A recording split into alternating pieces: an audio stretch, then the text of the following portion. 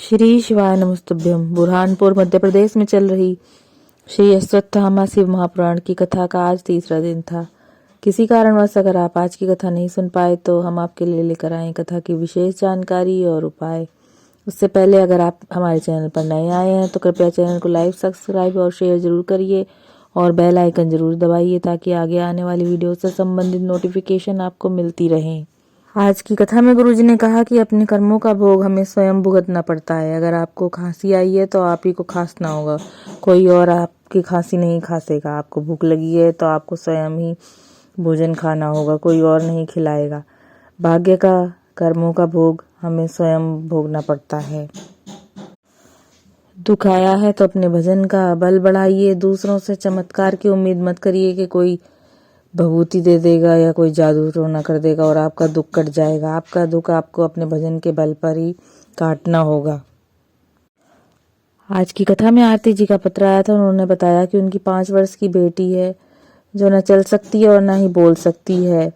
उन्होंने बड़े बड़े डॉक्टरों को दिखाया लेकिन कुछ भी नहीं हो पाया। उनकी बेटी बिस्तर पर ही पड़ी रहती है और वो अपनी बेटी का सारा काम उन्हें स्वयं ही करना पड़ता है। फिर उन्होंने एक दिन टीवी देखते देखते टीवी का चैनल बदला और शिव महापुराण की कथा सुनी। शंकर भगवान को जल चढ़ाना प्रारंभ किया और उन्होंने पशुपति व्रत किया। भोलेनाथ की कृपा से उनका दूसरा पशुपति व्रत था। जब वो घर आई तो उन्होंने देखा कि उनके घर पर भीड़ लगी हुई थी। उनकी बच्ची को सब देखकर अचंभित रह गए थे कि ये बच्ची जो चल नहीं पाती थी, बोल नहीं पाती थी, आज दौड़कर आ रही है। उन्होंने भोलेनाथ का आभार व्यक्त किया। उन्होंने कहा कि 1 लोटा जल चढ़ाने का प्रमाण कोई मुझसे पूछे। शिव तत्व की महिमा बड़ी निराली है। आभार व्यक्त करने के लिए कथा पांडाल में आई थी। आज की कथा में एक पत्र आया था। उसमें उन्होंने बताया कि उनकी शादी को कई वर्ष बीत गए थे लेकिन संतान का सुख नहीं मिला था। फिर उनकी ननद ने उन्हें पशुपति व्रत के बारे में बताया। उन्होंने पहला पशुपति व्रत किया।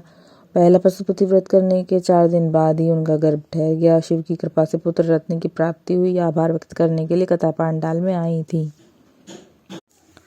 आज की कथा में रेखा जी का पत्र आया था। उन्होंने बताया कि उनके पति नशे में डूब गए थे, दिन भर मदिरा पीते थे। फिर उन्होंने शिव महापुराण की कथा सुनी। उनके पति ने टीवी के सामने ही संकल्प लिया अगली कथा में जाने का। तो धीरे धीरे उनका नशा छूट गया। आभार व्यक्त करने के लिए कथा पांडाल में आए थे।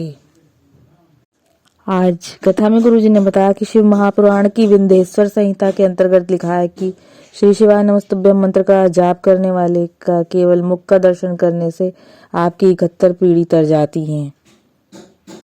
आज की कथा में गुरुजी ने कहा कि जब आप पर दुख भारी हो, आप बहुत परेशान हो तो आप बिलपत्र के नीचे जाएं और वहां पे भगवान शिव और माता पार्वती का स्मरण करें और श्री शिवाय नमस्तुभ्यम पंचाक्षरी मंत्र नमः शिवाय ओम या षडाक्षर मंत्र ओम नमः शिवाय का जाप करें। थोड़ी देर अपने दिल की बात भोलेनाथ जी से, माता पार्वती से बोलें, आपका दुख अवश्य दूर होगा।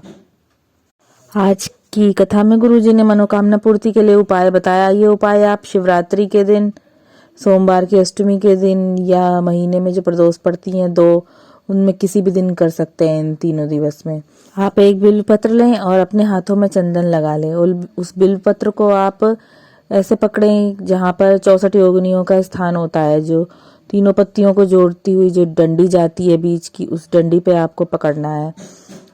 हाथ में आपके चंदन लगा हुआ होगा और आपको माता शोक सुंदरी पर वो समर्पित करना है।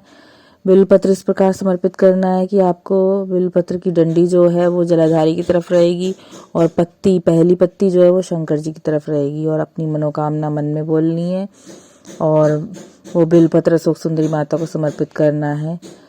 शिवरात्रि, सोमवार की अष्टमी और प्रदोष जिस भी दिन आपने ये उपाय किया होगा, अगले दिवस आने पर आपकी मनोकामना अवश्य पूरी हो जाएगी।